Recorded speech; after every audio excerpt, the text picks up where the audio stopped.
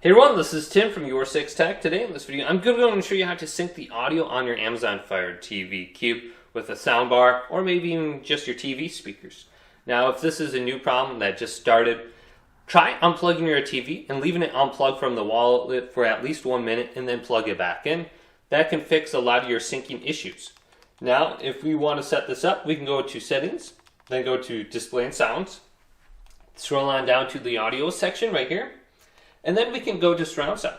So we could try a different surround sound audio format under here. We could try PCM, W Digital, Plus, or W Digital, regular. So try switching this, especially if you're using a soundbar. Then we can go on down to where it says AV Sync Tuning right here. So we can sync the sound with the image on the screen. So we can just move the slider on the bottom, adjust the slider left or right until the visual and sound are in sync tuning mode, HDMI. So you see the slider right here, just sync that up and you should be good to go.